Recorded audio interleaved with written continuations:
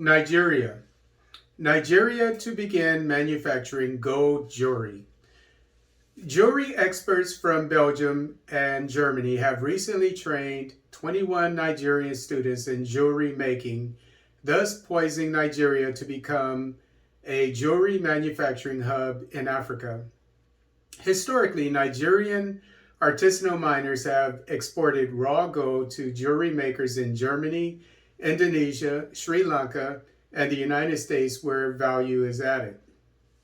Meanwhile, Nigeria's large jewelry consumer market is forced to purchase products from the United Arab Emirates, India, China, and Europe.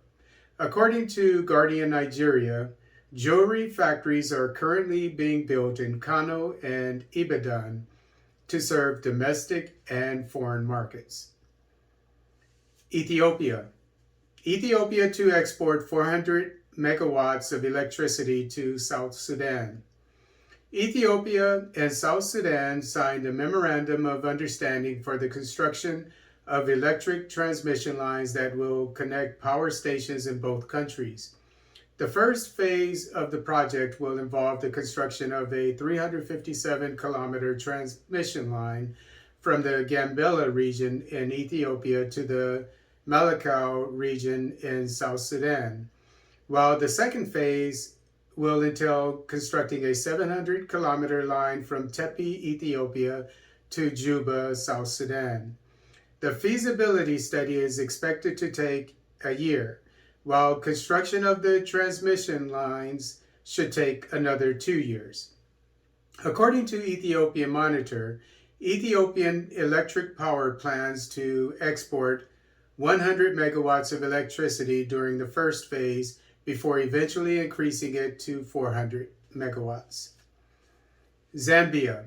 Zambia to open its energy sector to the private market. Zambia has recently agreed to allow the private sector into its electricity market.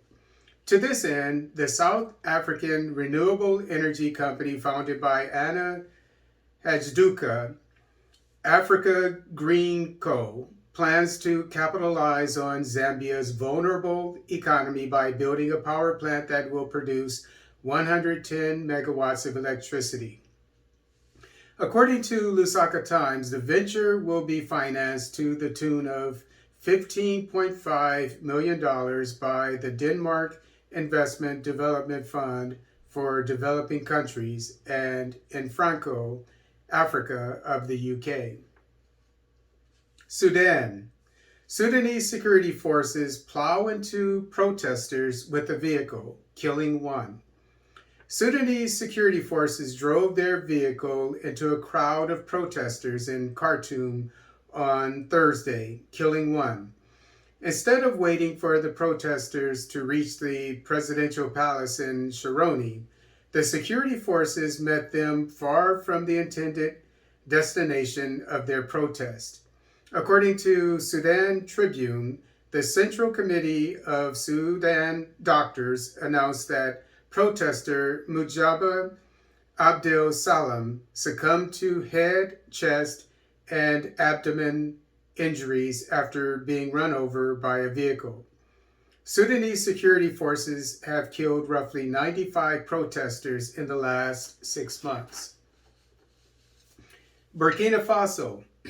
Insurgents killed 11 security forces and lose 20 of their own in Burkina Faso.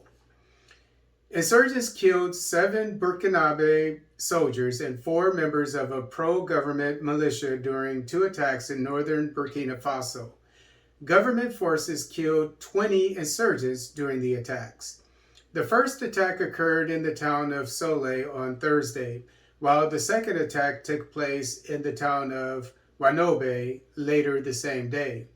Despite French forces being deployed in the Sahel, the insurgency from Mali has spread to Burkina Faso, Benin, the Ivory Coast, and Ghana.